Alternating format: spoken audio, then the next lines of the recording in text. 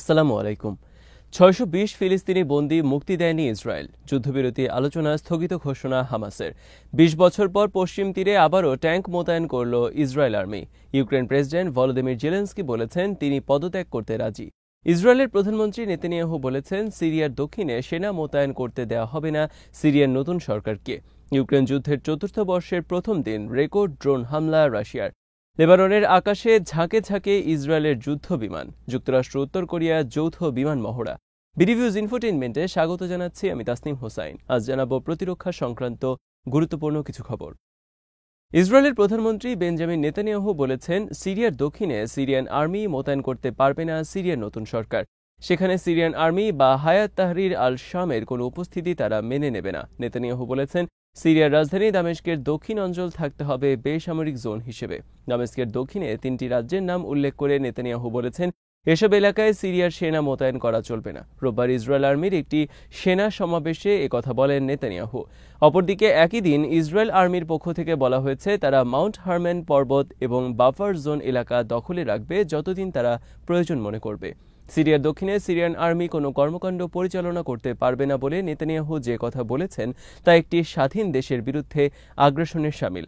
একটি দেশ তার কোন এলাকায় সেনা মোতায়েন করবে অথবা করবে না তা তাদের নিজস্ব বিষয়। অন্য কোনো রাষ্ট্রের এক্ষেত্রে বাধা দেওয়ার কোনো এখতিয়ার নেই। কিন্তু ইসরায়েলের এই বাড়াবাড়ির বিষয়ে আন্তর্জাতিক বিশ্ব সম্পূর্ণ নীরব। অথচ ৮ই ডিসেম্বর আসাদের পতনের পর ইসরায়েল দখলে নিয়েছে সিরিয়ার দক্ষিণে মাউন্ট হারম্যান এলাকা।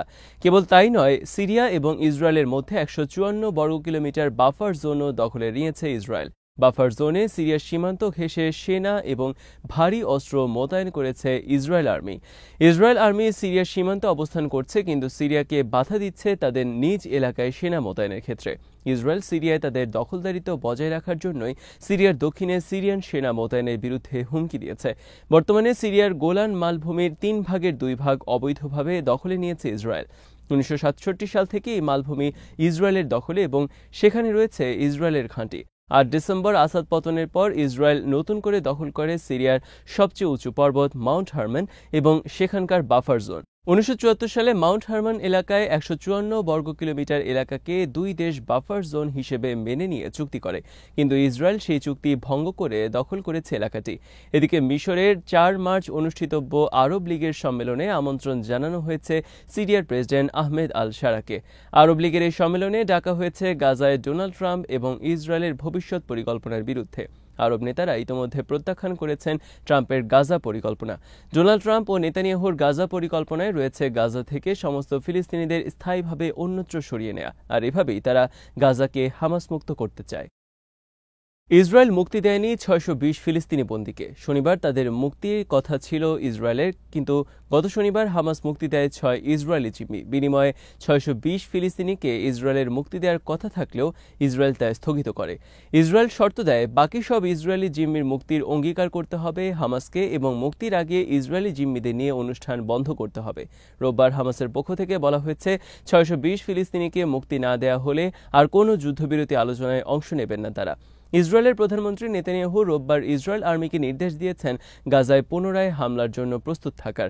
মিশর এবং কাতার চেষ্টা চালিয়ে যাচ্ছে বন্দি বিনিময় সফল করার এবং যুদ্ধবিরতিকে দ্বিতীয় ধাপে নিয়ে যাওয়ার জন্য।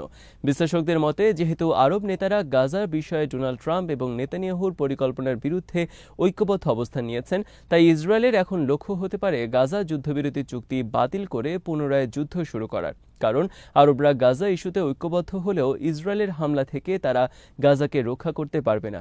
২০ বছর পর শনিবার প্রথমবারের মতো পশ্চিম তীরে প্রবেশ করল ইসরায়েল ট্যাঙ্ক। টানা ১ মাসেরও বেশি সময় ধরে ইসরায়েল আর্মি অভিযান পরিচালনা করছে তাদের দখলে থাকা পশ্চিম তীরের জেনিন উদ্বাস্তু শিবির, বেথেলহাম, রামাল্লাহ, নাবলুস সহ আরও বিভিন্ন এলাকায়। জেনিনে ইসরায়েল আর্মির অভিযানের কারণে ইতোমধ্যে বাড়িঘর ছেড়ে অন্যত্র আশ্রয় নিয়েছে ৪০,০০০-এর বেশি ফিলিস্তিনি। এবার ইসরায়েল আর্মি পশ্চিম তীরের উত্তরাংশে মোতায়েন করল ট্যাঙ্ক।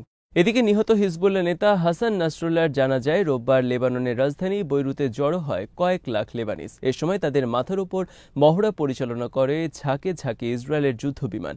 হাসান নাসরুল্লাহ গত ২৭ সেপ্টেম্বর নিহত হন ইসরায়েলের হামলায়। রোববারের জানাজায় হিজবুল্লাহ নেতা নাইম কাসেম বলেছেন তাদের যুদ্ধ শেষ হয়নি।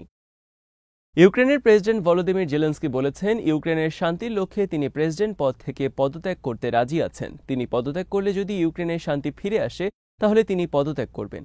রোববার সিএনএনকে দেয়া এক সাক্ষাৎকারে কথা বলেন তিনি। গত বৃহস্পতিবার নিউ ইয়র্ক পোস্টের এক খবরে বলা হয়েছে, হোয়াইট হাউস জেলেনস্কিকে আর ইউক্রেনের প্রেসিডেন্ট পদে দেখতে চায় না। হোয়াইট হাউসের দুই কর্মকর্তা নাম প্রকাশ না করে বলেছেন, জেলেনস্কির উচিত দেশ ছেড়ে চলে যাওয়া। ইউক্রেনের জনগণ আর তাকে দেখতে চায় না।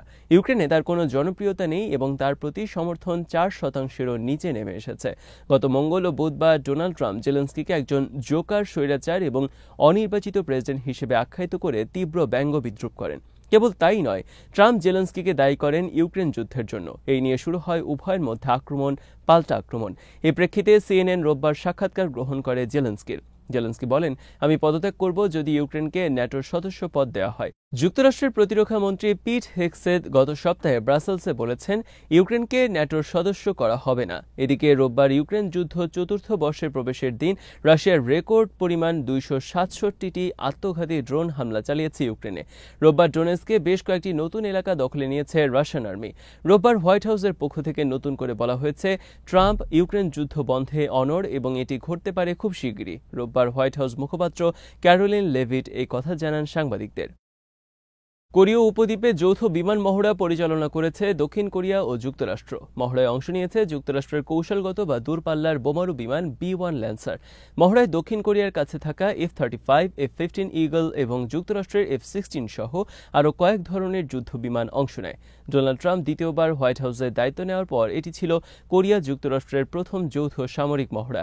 এই মহড়ার বিষয়ে এখনও কোনো প্রতিক্রিয়া প্রকাশ করেনি উত্তর কোরিয়া। উত্তর কোরিয়া দক্ষিণ কোরিয়ায় যুক্তরাষ্ট্রের সেনা উপস্থিতি এবং এই ধরনের মহড়ার ঘোর বিরোধী। উত্তর কোরিয়ার অভিযোগ, এই অঞ্চলের শান্তি ও স্থিতিশীলতা নস্যাতের জন্য দায়ী যুক্তরাষ্ট্র। অপরদিকে উত্তর কোরিয়ার হুমকির কথা বলে দক্ষিণ কোরিয়া মোতায়েন রেখেছে যুক্তরাষ্ট্রের সেনা।